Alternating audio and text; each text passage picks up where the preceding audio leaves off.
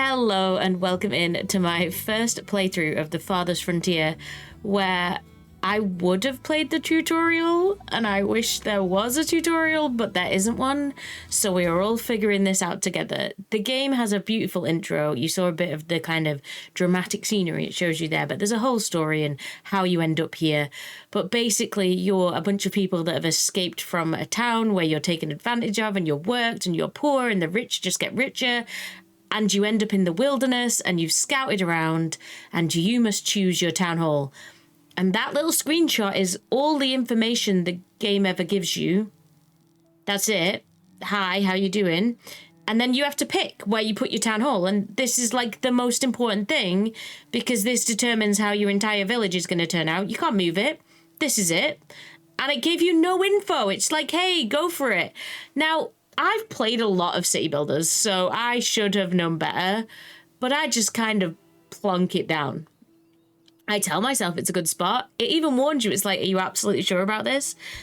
I drop it down. I drop it down like it's the best thing in the world. And then here you are. Please note the lack of instruction telling you what to do. Literally nothing. Like, it didn't even tell you where the build menu was. Now, I am not complaining. I want to make this really, really clear. But as a girl who loves a tutorial, this was a bit of a, we're on our own. Oh, okay, great, thanks.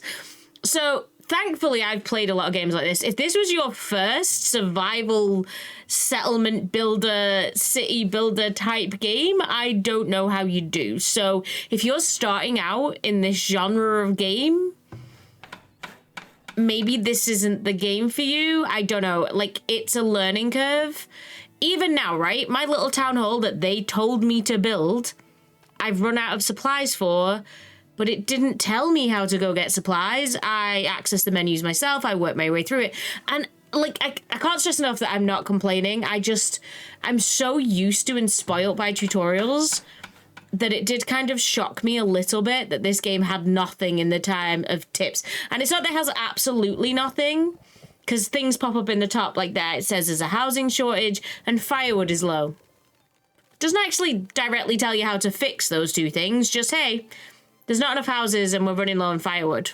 Just figure it out, mate. Now, obviously, that's how it would have been for the pioneers, right? Hey, everyone's cold and it might be winter soon. Maybe we should try building some kind of structure. And hey, wouldn't it be nice if we could build a fire? Maybe we should chop these logs into something smaller and more manageable. So, yeah, it's realistic and I love it for that. And not everyone wants a tutorial. A lot of people are like, throw me in the deep end. I will restart this game 70 times if that's what it takes for me to figure it out. And I respect it, just not necessarily for something that is so brutal and really is just completely and utterly unforgiving as a game. The actual game, beautiful. I love the graphics. I like the world. I like the structures. I like the people. Just, yeah, like I said, for me, I would have liked an option for a tutorial. Now, it is in early access, so maybe they're going to build in a tutorial for the people like me who like to be spoon-fed the information of how you do it, or at least given the option to be spoon-fed. But thankfully, as I say, it's also not difficult to figure out, because it does tell you there's a problem with houses, so go build some houses. But again, it doesn't tell you the kind of like the how or the why or the any kind of idea like that. But I'm going to stop complaining about the lack of instruction and now just focus on all the ways I go wrong. So I've played enough of these games that I should know better. Like, I've made videos on this channel where I talk about correctly structuring the town that you're going to build, how you need to make sure your resources are correct, how you need to make sure everything is in the right place. And it's like I forgot all that.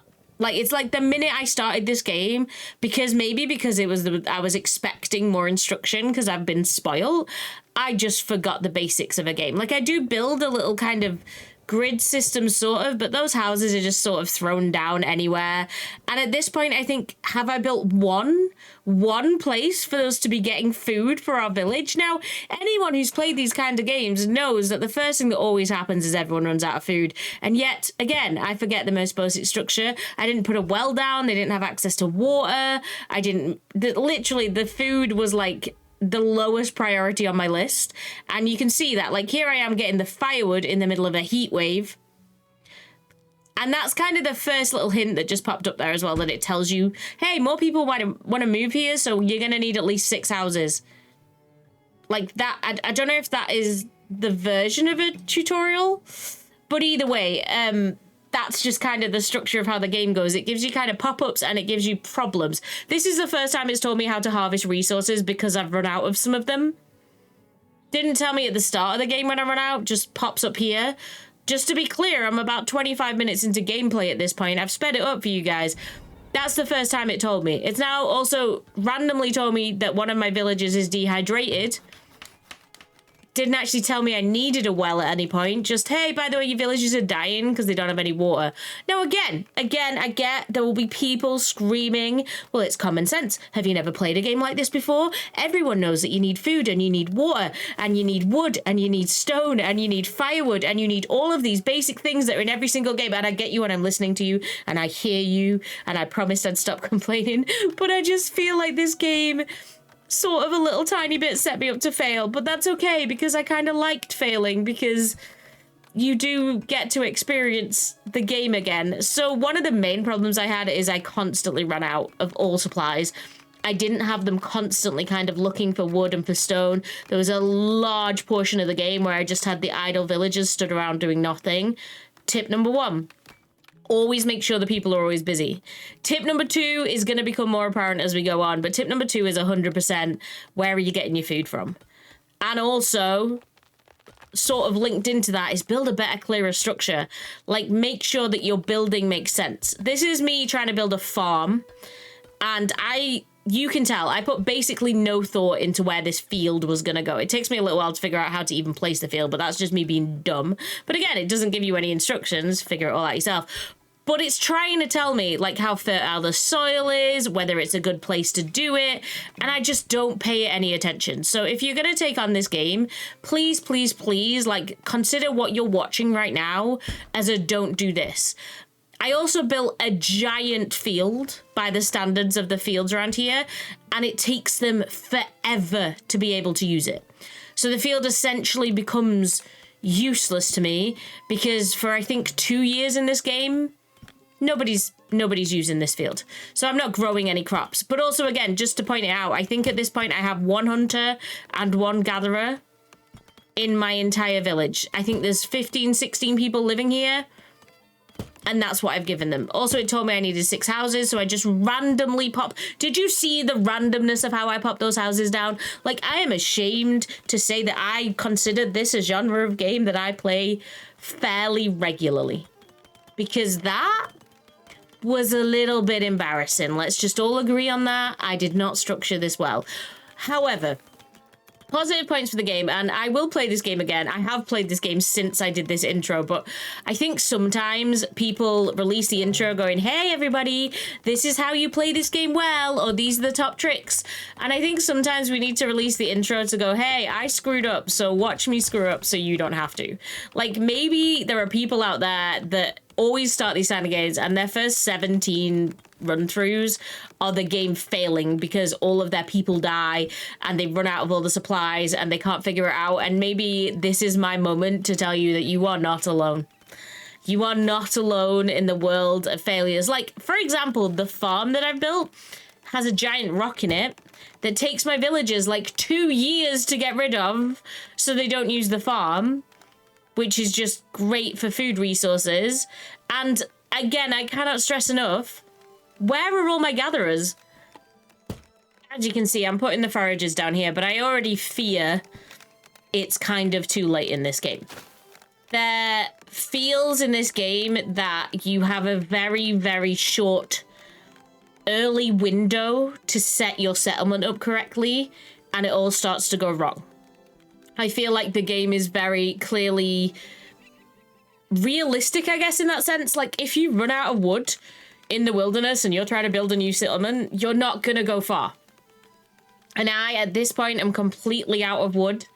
I've got people running around trying to gather the wood to build new structures to also have firewood.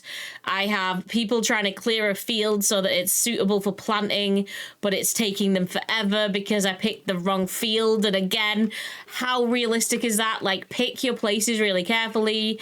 I am running out of pretty much every resource you can imagine. And the game has some really cool menus and some really good way. One of the things I really enjoy is it has a food menu that tells you how long your food is going to last. So at this point, I'm quite comfortable because I'm like, oh, I have 7 months of food left.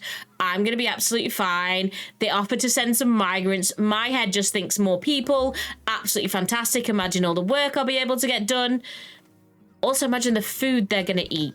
Like, think about these things. If you do not have your basic structure took up, do not take in new people. Like, rule number 1, if your house and your buildings are not ready to take these new people in, refuse it. Like, the game will offer you them again. You also have villagers being born all the time. It then also gives you, like, sort of hints. So this is what I say, when I was complaining at the very start that there's absolutely nothing, it kind of assumes a level of knowledge of you that you're going to understand how to set the structure up. And what it tells you is, it'd be nice if you had a marketplace. And this is where you kind of see how the structures of buildings work, because in order to be able to unlock the marketplace, we have to have unlocked certain other structures. And then when we go into those other structures, some of them we have to have built other things to unlock. So it's very progressive. Your town evolves and you need to work your way up through the structure, which I love. I think it's a really cool way of doing it. Again, other games have done it, but I like the way this one does it. I like that it makes sense. When you very first started, you would just kind of throw up a building where you could sort of store stuff, and then later you'd be looking at how long stuff would stay safe. I also really like, as I said, the scenery and the graphics of this game. I think the winter's really, really cute. I think it's really nice. You get full-on blizzards, though, and if you don't have firewood, people will start to freeze to death. I'm just warning you now. Again, make sure you got your firewood stocked up. So I cannot stress enough that this game has no fault. I was at fault in this game. You will notice here, I start to look at the food supplies because I start to think, we had 7 months before. Now we've only got 4. That doesn't feel great going into winter. And we get a warning. Food stocks are low. I'm gonna tell you now, this is the beginning of the end. I start throwing down hunters' cabins. I start throwing down foragers. I start trying to save the day, but the damage is pretty much done. My farm is still unusable because they haven't even cleared the area yet. They're not even putting crops down when the snow clears out. I have like 2 hunters and 1 forager. They're not doing nothing. I don't have enough wood to build the structures that I'm supposed to be building so that I can get the market down. Like, I throw everything at trying to get this place going. We get a new year, we get some new people coming into the village, we get some new people being born, we get all of that, and it feels like maybe we can turn this around, but our food stocks never really go back up. Like, at no point do we ever figure out the food rhythm. We have already done the damage. We have 25 people in this village trying to eat what is essentially 2 gatherers and 2 hunters worth of food, and it's just not working. I do try and throw all the buildings down, so these are kind of me working the way through the buildings to unlock the marketplace.